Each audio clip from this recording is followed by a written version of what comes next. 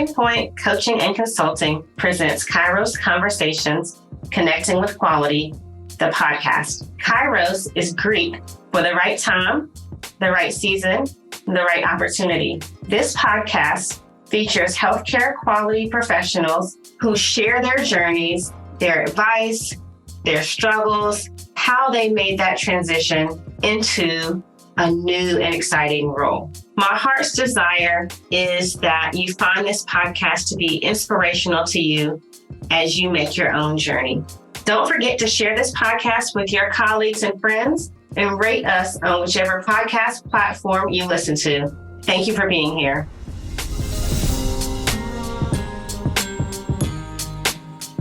I'm here today with my friend Naja Martin. Thank you for being here, Naja. Thank you for having me, Brandy.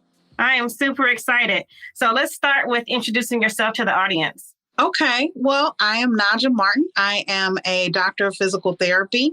So my healthcare background is as a physical therapist. I've been in practice for many years and ended up finding a passion in quality and now work as a director of quality for a specialty hospital. And Brandy and I had the opportunity to connect as we had similar backgrounds and similar passions. And it's just been wonderful. And I'm really happy that you're doing this. I think so many people can really benefit from what you're doing. Thank you so much. And I'm glad you say we had connected because I want people to know how we connected because people don't believe me when I say how valuable networking and connections is. How did we meet, Naja? We actually met through LinkedIn. Yeah, it's not a joke. It really is that. I don't remember which of us reached out first.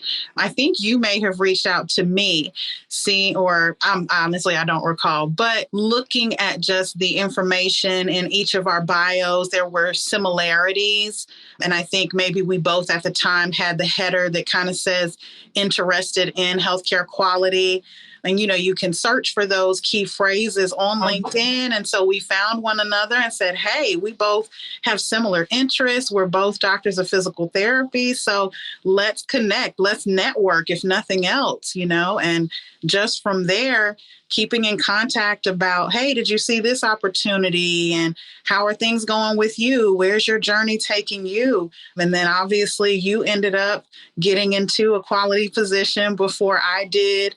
And you were truly instrumental in helping me to get where I am. And I'm just so grateful for the connection that we made and how you've helped me. Thank you so much. And we've actually met in person, which people may not know that, but we have taken a work-related trip together, met separately. So it's been such an inspirational journey with you, Naja. Absolutely. So tell us about your background. So as a physical therapist, I, went into school after first being a tech. I was a rehab tech all through my undergraduate career and into most of actually PT school.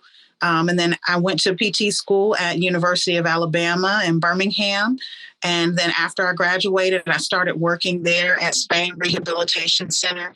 And it was the most amazing work environment. Everyone was a mentor. There was mentoring from every angle. And I found myself so enriched by that work environment. And then for family reasons, we ended up moving back. My husband and I are both from Georgia. We ended up moving back. And I knew I couldn't recreate that. I had an amazing team that I worked with, amazing work environment, wonderful leaders that we worked with. I knew I couldn't recreate that. So I started looking into something else. I knew I had a passion for, the work that I did, but wasn't sure exactly where to take my skills and my experience, and ended up seeing some positions posted that piqued my interest that were in a similar type of setting. And I applied, didn't get it. And that kept happening. I would apply and not get the role. And I'm like, okay, well, I'm reading the job description. I'm like, I know I can do this. So I would keep at it. And eventually there was one hospital system that had a number of positions come up over time. And I said, well, I need to just be with this system. So I ended up getting in as a physical therapist first and being within the organization. And then when something came available, I was able to really start my journey into healthcare quality. And from there, I've worked in a number of different capacities and have ultimately now ended up as a director of quality. So it's been a process to get here. So what do you think the barriers were and how did you overcome those? Because you said you were applying and not getting it, and I know what that's like. So what do you think was a change or what happened? Well, let me tell you what I think the obstacles are. In most roles, I would say in most hospital settings, traditional acute care hospitals at least, you have to have a nursing background. And I don't have that. But I'm looking at the skill set and I'm saying, I can definitely do all of these things. Not only can I do it, but I have a degree that is qualifying me to be able to perform these tasks. But even sometimes I would apply just to see what they would say. There was one opportunity where it was for an admissions representative for this facility. They only had one role for a non-nurse, and then otherwise they had to be a nurse. You know, they were willing to think outside of the box, but only to a limited capacity, you know. So a lot of opportunities, they said, you know, we're looking for a nurse. And then ones that were willing to consider healthcare workers that were not nursing by background, they needed to promote from within. Like, we need to know who you are first. We're not just going to bring you in off of the street and allow you to come in and work in this non-clinical capacity. You know, nothing has vetted you. You're a physical therapist. Okay, so you took your boards and you have a license. So we trust you to do physical therapy. But all of these other things, we don't really know what y'all do. You know, therapists walk people. It's not a thing. You don't walk people. You walk pets. I can turn my head on that one. Like, yes. We walk pets. We don't walk people. So stop saying that. But that's, you know, that's the reputation that we have. This is when you know, if it's not mobility related, then physical therapy doesn't do it. But we do so much more than that. And we have so much more knowledge and education that qualifies us to do so much more. And there's not a lot of organizations, at least when I was initially looking, that recognize that. So it was definitely an obstacle to try to come in as an outsider. I knew of people who had been promoted again internally. They were already with the organization. They knew the people who were over this department, and they were able to go and talk to them directly. Well, as an outside candidate, I didn't have that option. So I was not in a position to be able to go and say, hey, I know that I'm not a nurse, or I know you don't really know me, but I'm pretty sure I can do this work. That was not an opportunity afforded to me. Yeah, and I want to point something out for our audience that I don't even know if you realize probably made a difference. But when I first met you, and, you know, we met through LinkedIn, and looking at your profile and seeing the similarities, and I noticed that you had your job history listed as like a quality outcomes coordinator. Yes. And I think that made a difference, right? Absolutely. Because the job title where I was very generic. It did not reflect the level of education, the skill set that was necessary to actually do the work. So I searched on Indeed and LinkedIn and just Google searches to try to find a job title that most closely reflected what I did, but not in a niche setting. And so that it would be understood universally. Because even the company that I'm with now, some of the titles only exist within that company. So if you're looking at a resume and trying to see what this person does, it may not really be captured. Some things, you know, sometimes we have people apply for a role that requires a clinical background, but it sounds like you can have a high school diploma and do the job. And that's not the case. So I found that identifying the components like quality measures, quality outcomes coordinator, quality assessment, things like that. Some of those buzzwords, if you will, that I saw in the job descriptions of the roles that I was looking for, put that together to clarify what I was already actually doing. I think that's a huge point because a lot of clinicians run into that barrier, right? They're trying to figure out how to properly communicate the roles that they were doing when the job title itself doesn't lend itself to that. And they get nervous about changing it. Yeah, I think what we have to recognize is the resume is not like legally binding. Your resume is meant to be representative of your experience. And my experience in that role as an IRF-PI coordinator, well, first of all, the IRF-PI is a document. Who even knows what that is unless you're familiar with that very specific setting? So I needed to change that because the system that I was in also had a long-term acute care hospital where they had a person doing pretty much the equivalent role, but their title was something totally different, So I recognized that the resume just needed to reflect my experience, my skill set, and what I've done. Typically, I would still kind of put in parentheses or italicize the job title there. So if they're calling to verify that I worked in that capacity. But typically, when people call and do an employment verification, it's really the years that you worked more than anything. Yeah, I agree with that. So what advice would you give someone who wanted to step into the healthcare quality space? That's a great question. I would say determine what drives you, because what makes, in my opinion, a good healthcare quality individual in any capacity, someone who's passionate about that, needs to be asking about the small details. They need to be interested in the processes.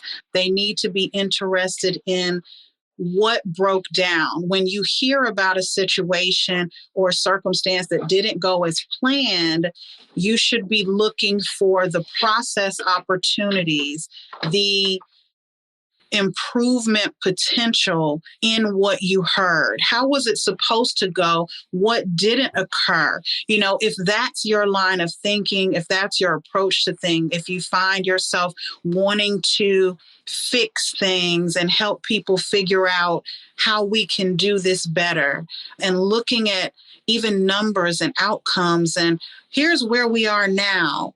This is where we want to be. How do we get there? I think those sorts of things, anyone can actually begin to do that. Even in a clinical role, there's data available everywhere in healthcare. Sometimes it's just not being captured. Begin to capture data and evaluate how you're performing. You can turn almost anything into a number. A yes can be a 1 and a no can be a 0. You can create your own data within your facility for any outcome that you want to measure, and come up with a plan and then reassess and show that to your peers, show that to your leaders to say, look, here's where we were. We implemented this new process or this new program, and look at where we are now. I think that opportunity is available in a lot of other roles before you even get into an official quality role, just taking that approach and that mindset. I'm so glad you said that, Naja, because I find that when clinicians want to transition into another role, whether it's healthcare quality or anything else, they often have not already volunteered for that project or tried to figure out how they contributed to a specific problem or a solution. And then they're applying for this job and they don't hear anything back because all they have is their clinical. How many patients did I see? And what was my productivity? Versus, like you said, how did this process change and how was I a part of that? Absolutely. I think also highlighting if you are a part of a team, if you are a part of, a particular committee that worked on something, were you there for a new rollout of a CMS standard or, any accrediting organization? Was there a change that your hospital or your clinic or whatever made that you were integral in helping to provide education? Because that's also a huge part of the quality world, is making sure that everyone understands, because we can't make progress if people don't know what needs to be done. So you have to be willing to educate also. So those types of things can be highlighted, on your resume as well. And in the interview process, when you're going to sit before someone to explain why you'd be a good fit, it may be that I was on a committee and we worked on X, Y, and Z project. Yeah, absolutely. Do you have any certifications that helps you to get into healthcare quality? That's a question I get all the time. Do I need the CPHQ? Do I need the MBA? Do I need? Actually, did I ask you about this week already? No, I was actually gonna call you and ask you about, what was your process in preparing for the CPHQ, because I want to do it so that I have it, because I do think that, it's great to qualify yourself in the field that you're in. Just like if someone in physical therapy wanted to do a national certification, in orthopedics or whatever, this is my field. I am in the healthcare quality and, plan to continue in this field for a time. So this is the appropriate certification for that. And I definitely plan to pursue that. But at this time, no, I don't have anything. I have my PT, DPT, and those are the only letters behind my name right now. I love it, because I don't think you need the certifications, but I agree with you, once you're in the field, getting it to kind of qualify your skill set. And I honestly believe having a certification to have it doesn't really mean anything if you can't use it. So if you can tell somebody, oh, I just got the CPHQ and just to get this job, but I don't know how to do a root cause analysis, or I don't know how to do a pivot table, or I don't know how to use the certification or the degree that I have, it's not going to be meaningful to the employer. That's very true. So, but we'll talk later about the CPHQ. Definitely. Because I do think it's important once you get into the role, if you want to continue in this subset of industry. But I love that you said you didn't need it to get your role. No, I didn't, because I had related experience where I was a physical therapist. I was this quality outcomes coordinator. I had done admissions. I had worked as a tech. I had a vast amount of experience in different capacities that allowed me to be very holistic in my view of the organization. I can see things from different workflows because I've had those jobs.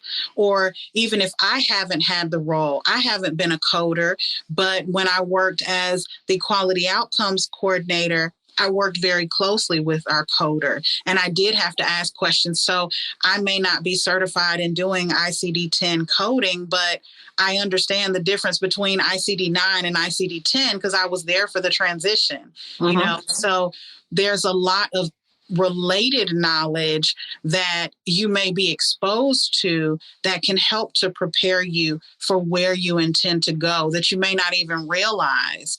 Like I said, CMS is always rolling out things. Well, I worked before they transitioned to quality indicators, and what does that crosswalk look like? When it came to our DME and what standards changed with the DME companies we use, I helped to facilitate doing that education and making sure we were compliant with things. So I think there's a lot of different spaces where I was able to sit at the table and speak to experiences I had in other roles that would prepare me to look at what everything is doing. Because in my current role as a director of quality, no one reports to me. And you and I talked about this recently. No one reports to me, just a couple of people. But I'm looking at every department. Okay, what is this process you have on this process here, this one? Okay, how does this relate to this one over here?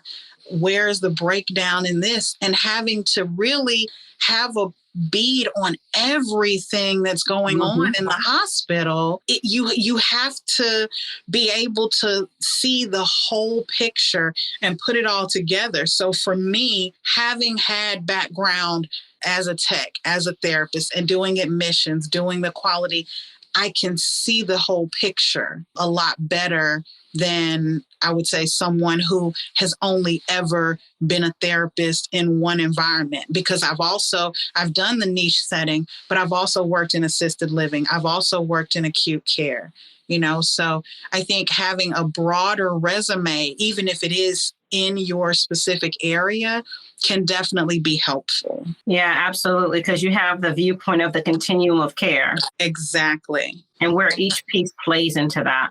Yes, very much so. All right. So here's the telling question of the day. What was your defining point?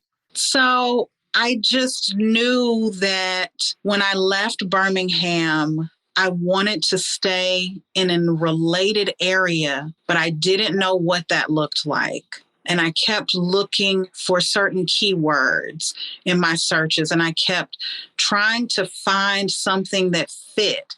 And I found a job that I said, this is what I want. And it was for the PPS coordinator, right?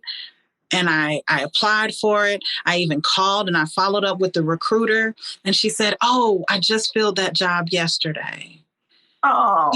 Keep looking. Okay. So I didn't get that. I moved anyway. And I started working in assisted living. And then I saw they had another role open. I applied for the admissions role and I didn't get that. And then I said, okay, I'm going to go ahead and I'm going to apply as a therapist. And I got in. And for me, it was a retrospective defining point because once I got into the organization, I was only in my role there as a therapist for 3 months. And I was sitting at lunch one day where the person who was the PPS coordinator was telling us that she was moving and she hadn't told our boss yet. And she was so nervous because she knows the role was very hard to fill. And I'm sitting there and I'm listening to her and she's like, I don't want to tell her because I know she's going to freak out because we've got to have this person. Your quality people are very important. So she knew I can't just leave her hanging. So as soon as she got up, I followed her out of the room and I said, I want your job. I want your job. And she was like, are you serious? Oh my God, I've been so stressed. I've been so nervous. I'm like, honey, be nervous no more. I want your job. And she's like, okay. So when she went to give her notice, the director at the time, said, oh my goodness, what are we going to do? And she said, well, I think Naja might be a good fit for this, And she said, oh, really? Do you think she'd be interested? She said, yeah, I think she might be. And so then I had the opportunity to go in and talk with her. I told her I was interested. There wasn't even an interview for it. It was, go ahead. She's going to be gone in 2 weeks. I want you to sit and start training with her. When I got that job and started in that role, it was almost exactly a year from when I had applied for it and been told no, because she had just gotten the job. And a year later, she was leaving and I got her job. That is beautiful. And for the audience out there, this is my first time hearing this story. So I am just, it's just beautiful to see because it's just a story of resilience. And you moved anyway, like by faith. Yes. From Birmingham to here. And even after that, to add to that, when I moved over here and I applied for the admissions role and I didn't get that because she didn't think I was a good fit for that, that director ended up leaving and a new one came in place. And there was an admissions rep and I was in the quality coordinator role. And this new director said, she's not working out well in this capacity. I think you would. What if you all switch roles? So I ended up getting both of the jobs that I applied for later. So a delay is not a deny. Say that again. Okay. So it really was validating and really just okay, just because I heard no doesn't mean that it's not for me. It doesn't mean that I'm not qualified. It doesn't mean that I can't. It's just not now. Sometimes it's not now. Now, some things are absolutely no. But in this case, these things were not yet. That is absolutely beautiful. I'm so glad that you shared that. Absolutely. All right. So as we wrap things up, one of my last questions is, how can my network support you? Is there any way that they connect with you or any way that they can support you in the work that you do? Yeah, absolutely. I'd love to connect on LinkedIn. Definitely. Obviously, it has some benefits. Brandy and I connected there. So I am, of course, Naja Martin on LinkedIn. There aren't many of us. There actually is another Naja Martin who's a physical therapist, but that was weird. When I found her, I was like, that's not me. So there is Naja Martin, but I'm in Georgia, so she's in another state. But I do, just like yourself, you have this as a passion, which is amazing, and I'm so excited for you and the journey that you're embarking on. Thank you. I do have some side passions of my own. My husband and I have a business together. It's called Pine and Archer. Our website is pineandarcher.com, Pine and Archer, I should say, .com. And we do unique accessories for men and women, like these wooden earrings I have on here. We do those and a number of other things. So that's all on our website. And then my cousin and I also have a company, tangledrootsresearch.com, where I do genealogy research, which kind of fits with this work that we do in quality, the investigative nature of it, and trying to figure out what happened and how things are connected and all of that. It's just that desire to understand, to know more, the how, the who, the what.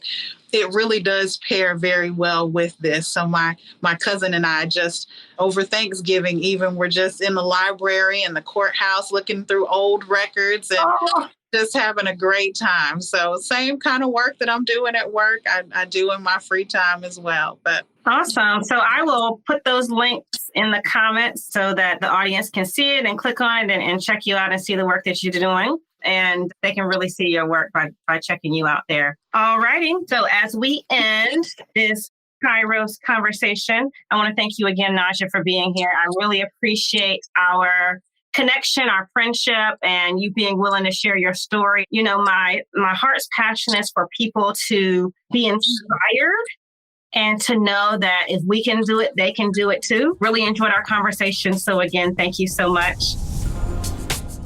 Thank you so much for joining in. Your support means everything. Be sure to subscribe to the show, share this episode with your friends and colleagues, and rate the podcast on whatever podcast platform you're listening on. I'd love to hear from you, so find me on LinkedIn at Brandy DPT or on my website at www.definingpointcc.com. Enjoy the rest of your day.